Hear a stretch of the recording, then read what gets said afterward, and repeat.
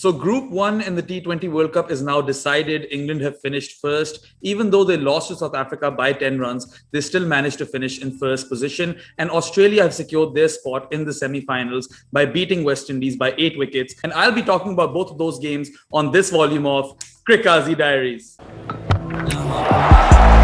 Have a look at that. Miles up. Oh, it's nearly taken someone out of the stands. That was a flat six right under the stand there, the George Giffen stand, happy for the members, and it went like a rocket. Well, now we get to 24. So I'll talk about the Australia versus West Indies game first. Australia won the toss, they elected to field, and the West Indies came out all guns blazing. They scored 30 runs for the loss of no wicket in 2.1 overs. Pat Cummins and Josh Hazlewood then turned the game on its head. They took 3 wickets in the space of 8 deliveries to reduce West Indies to 35 for 3. Josh Hazlewood has been in some form ever since the IPL. In this game again, he took 4 wickets in his 4 overs, even though he was quite expensive and did go for 39 runs. Adam Zampa, Australia's leg spinner, who's been so good all tournament, so impressive. Once again, he was brilliant today and returned figures of 1 for 20 in 4 overs. West Indies ended on a score of 157 runs for the loss of 7 wickets after 20 overs, thanks to their captain, Kieron Pollard, who scored 44 of 31, and then also Andre Russell, right at the end, who scored a quick-fire 18 of 7 deliveries, went not out, and the last 2 deliveries of the innings, he hit them both out of the park for 6. It seemed like West Indies would make a fist of this game, especially when Akeal Hussain, he removed Australian captain, the in-form Aaron Finch early on in the innings, but thereon David Warner and Mitchell Marsh were rampant as Australia chased down the total in 16.2 overs with 8 wickets to spare. There was a lot of pressure on David Warner prior to the start of this T20 World Cup, largely due to his very poor run of form for the Sunrisers Hyderabad. He even got dropped mid-IPL, but he has definitely issued a warning to all of his critics. He sent them a shut-up call, basically, as he scored his second 50 of the tournament in this game. He scored an unbeaten 89 of 56 deliveries, securing a spot for the Aussies in the semi-final. Mitchell Marsh, who was actually Australia's lone man in form with the bat in their series versus the West Indies and Bangladesh, he scored a brilliant 53 of 32 balls. And all of a sudden, Australia actually seemed like proper contenders in this tournament. They've got a killer pace bowling trio in Mitchell Starc, Josh Hazlewood, and Pat Cummins, and they're so experienced as well. And add to that the leg spinner Adam Zampa, who's arguably been one of the best spinners on show in this T20 World Cup. So really, they've got all bases covered as far as bowling is concerned. Add to that an in-form top 3 of David Warner, Aaron Finch, and Mitchell Marsh, and all of a sudden you have an extremely deadly unit who are in fact gunning for their first ever T20 World Cup. And this is the only ICC trophy, by the way, that Australia has not managed to win over the course of their decorated history. Now, of course, Australia will be facing Pakistan in the semi-final, who now are the only unbeaten team that remains in this T20 World Cup, and that promises to be one hell of an encounter. While Pakistan is the team to beat in this tournament and they have the playing conditions in their favor, Australia will be a big challenge and a very tough opponent to beat because of their ruthless form, cricketing history, and also their team balance. On to the next game, England versus South Africa. England won the toss, they elected to field, and prior to this game's start, South Africa required to win this game by a deficit of 58 runs at the minimum in order to qualify for the semi-finals. Now, while this was always going to be a very steep ask versus a team of the quality of England, South Africa actually did as much as they could, especially Rassie van der Dusen and Aiden Markram. They did everything in their power that they could possibly do in order for South Africa to have a chance at winning this game by a big margin.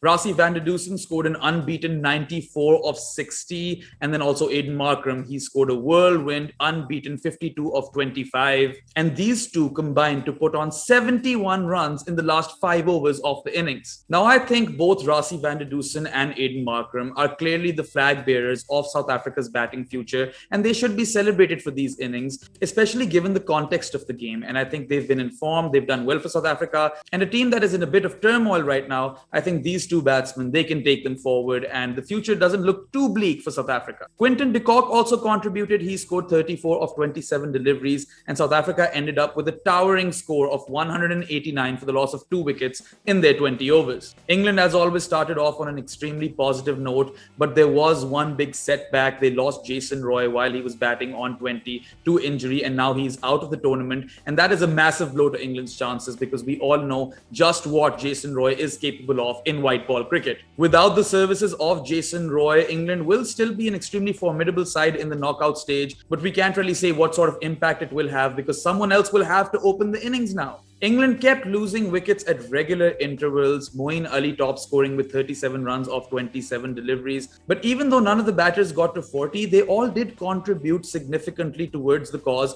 and all at a high strike rate. In fact, Liam Livingstone's 3 consecutive sixes off of the bowling of Kagiso Rabada actually swung the game in England's favour, and even though Dwayne Pretorius removed him in the penultimate over for 28 of 17 deliveries, England only required 14 in the last over with 5 wickets in hand. After getting hit for 3 consecutive sixes, Kagiso Rabada was tasked with bowling the final over of the game, defending those 14 runs, and then he really bounced back strongly. He actually took a hat-trick of the first 3 deliveries of the final over, which handed South Africa a 10-run win over England, ending their unbeaten run at the T20 World Cup. I'd say the pick of South Africa's bowlers, though, would be Tabriz Shamsi. He took 2 wickets, gave away only 24 runs in his 4 overs. I'd say South Africa would feel extremely hard done by, given that they had won 4 out of their 5 games in the Super 12 stage, and to not make it to the semi-finals even after that, I think that's extremely cruel, and they probably feel robbed. But such are the intricacies of our game, and net run rate, of course, is a very important part of tournament cricket, and once again it played a role because all of England, Australia and South Africa finished with 4 out of 5 wins, and unfortunately, as Australia had defeated Bangladesh comprehensively, that kind of gave them a massive edge to qualify on net run rate. And I think South Africa, well, I really feel for their fans because, you know, if your team has won 4 out of 5 games in the Super 12s and you get knocked out and don't reach the semis, that's really, really hard to digest. England, on the other hand, though, will be extremely happy. Even though they've lost a game in this tournament now, regardless of the loss, they finished top of the table and will now be facing one of New Zealand or India in the semi-final. That, of course, depends on tomorrow's all-important game, Afghanistan versus New Zealand, as the Black Caps need to beat Afghanistan in order to secure a semi-final spot, whereof all of India will be hoping and praying for an Afghan upset, as an Afghanistan win will actually pave the way for India to make it to the semi-final. But if the wicket is spin conducive and Mujibur Rahman is back from injury, Rashid and Mujib could win Afghanistan this game. Spin to win will be the recipe for success for the Afghans given the conditions play their part,